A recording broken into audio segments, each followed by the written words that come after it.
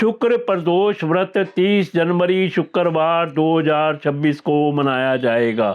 शुक्र प्रदोष व्रत सायंकाल 5:59 से रात्रि 8:37 तक, अवधि 2 घंटे 38 मिनट। माघ शुक्ल त्रयोदशी प्रारंभ 30 जनवरी प्रातःकाल 11:09 से, त्रयोदशी तिथि समाप्त 31 जनवरी प्रातःकाल 8:25 तक। पौराणिक कथाओं के अनुसार समुद्र मंथन हो चुका था। भगवान शिव की कृपा से देवताओं को अमृत प्राप्त हो गया। असुरों के हिस्से में कुछ भी नहीं पड़ा था। इससे क्रुद्ध होकर असुरों ने देवताओं पर आक्रमण कर दिया, लेकिन भगवान विष्णु के सुदर्शन चक्र की मार से घबराकर असुर सेना भाग खड़ी हुई। देवता विजयी हुए। इंद्र को अमरावती मिल गई और इस विजय से देवताओं में अभिमान पैदा हो गया। प्रत्येक देवता यह कहने लगा कि उसी के प्रताप से इस युद्ध में देवों को विजय मिली है।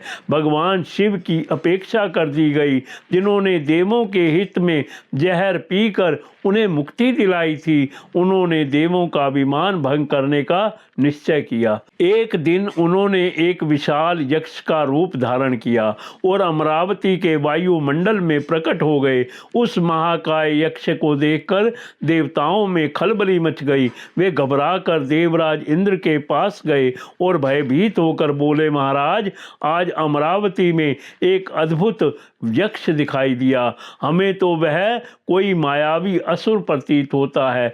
कहीं वे लोग पुनः अमरावती को हथियाने की चेष्टा तो नहीं कर रहे हैं। देवों की बात सुनकर इंद्र ने वायुदेव को आदेश दिया, वायुदेव, आप जाकर उस यक्ष का पता करें कि वह कौन है और अमरावती में किस प्रयोजन से आया है। आज्ञा पाकर वायुदेव यक्ष के पास पहुंचकर बोले, तुम कौन हो? तुम्हारी शक्ति क्या है? यहाँ किस प्रकार सुरों को देखकर तुमने उनका सम्मान भी नहीं किया। यक्ष ने अपेक्षा भरी आवाज में उत्तर दिया, और तुम कौन हो? तुम्हारी शक्ति क्या है? तुम दूसरों से यह उम्मीद क्यों करते हो कि वे तुम्हारा सम्मान करें? मैं वायुदेव हूँ। तुम शायद मेरी शक्ति नहीं पहचानते। मैं चाहूं तो समस्त ब्रह्मांड को एक तिनके के समान उड़ाकर फेंक सकता हूं। मुझसे शक्तिशाली और कोई नहीं है। वायुदेव ने गर्व से उत्तर दिया। यक्ष ने वायुदेव के अभिमान को देखकर मुस्कुराते हुए एक सूखा तिनका उनके समक्ष रख दिया और बोले, जरा इस तिनके को उड़ाकर तो दिखाओ। वायुदेव, मैं भी तो देखूं कितने शक्तिशाली हो। तब वायुदेव ने बहुत प्रयत्न किया, लेकिन निराशा ही हाथ लगी। तिनका टस से मस नहीं हुआ। उन्होंने देवराज को समस्त समाचार कह सुनाया।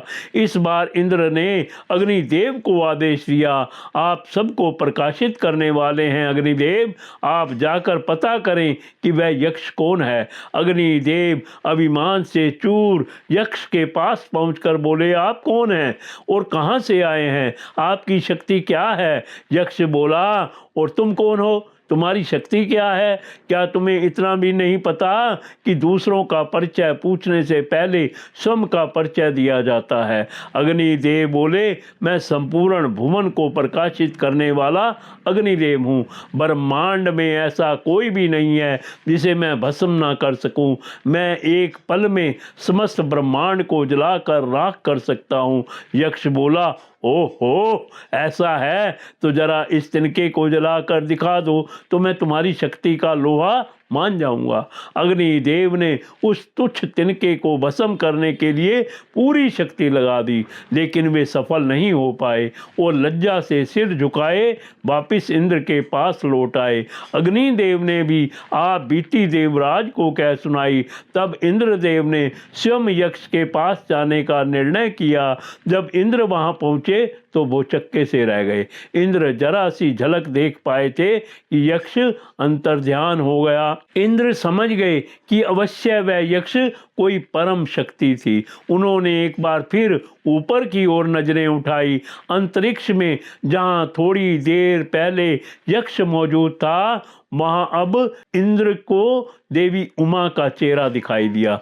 इंद्र ने श्रद्धा से मातेश्वरी के सन्मुख शीश झुकाया। मां पार्वती ने मुस्कुराते हुए कहा, आश्चर्य में ना पड़ो देवराज, यह यक्ष कोई और नहीं स्वयं भगवान शिव ही थे। देवों में प्रमाद और अहंकार पैदा हो गया था, भगवान उसी को दूर करने आए थे। भगवान शिव की कृपा से ही समुद्र मंथन संभव हो सका था। उन्हीं की शक्ति से अमृत प्रकट हुआ था और उन्हीं की शक्ति से असुरों का शमन हुआ था। अंत में सुरों की रक्षा के लिए ही भगवान शिव ने विषपान भी किया था। इसीलिए देव अपने मस्तिष्क से यह गलत धारणा निकाल दें कि सिर्फ आप लोगों की शक्ति के परिणाम स्वरूप असुरों पर विजय हुई थी। इतना कहकर देवी उमा भी अंतर ध्यान हो गई।